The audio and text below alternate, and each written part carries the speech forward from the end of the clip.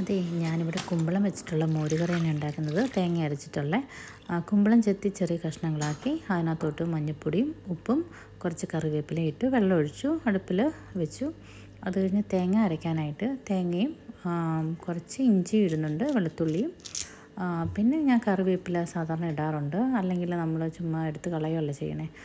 അപ്പം അത് അരച്ച് വെച്ചു. അത് കഴിഞ്ഞ് ഞാൻ നല്ല കട്ടി തൈരാണ് ഉപയോഗിക്കുന്നത് കേട്ടോ. അത് നല്ല ക്രീമി ആയിട്ടിരിക്കും, വെള്ളമൊന്നും ഒഴിക്കാതെ. പിന്നെ അതെടുത്ത് നന്നായിട്ട് ഉടച്ച് മാറ്റി വയ്ക്കും. കുമ്പളമൊക്കെ നന്നായിട്ട് വെന്ത് കേട്ടോ.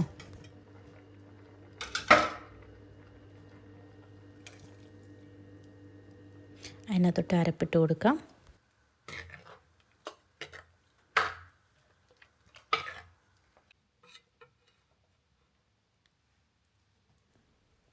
തൈര് ചേർത്തു.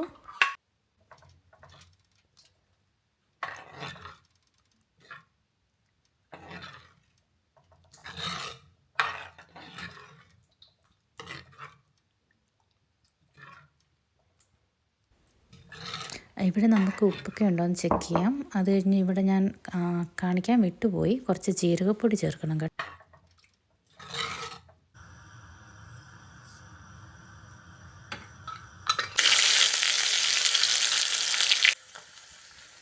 നമുക്ക് കടുക് താളിക്കാനായിട്ട് കുറച്ച് എണ്ണ ഒഴിച്ച് അതിനകത്ത് സാധാരണ നമ്മളിടുന്ന പോലെ കടുകൊക്കെ ഇട്ടു, ഉള്ളി ഇട്ടു.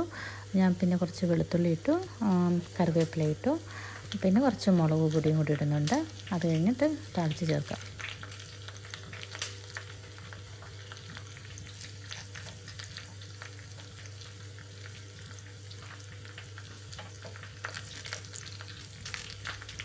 എരിവ് കൂടുതൽ ആവശ്യമുള്ളവർക്ക് കുമ്പളം വേവിക്കുന്നതിൻ്റെ കൂട്ടത്തിൽ പച്ചമുളക് കീറിയിട്ട് വേവിക്കാവുന്നേ ഉള്ളൂ.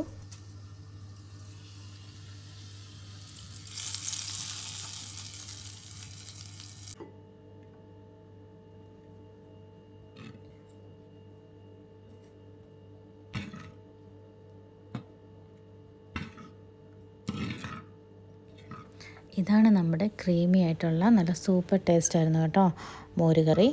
അപ്പോൾ ട്രൈ ചെയ്ത് നോക്കണം. Thank you.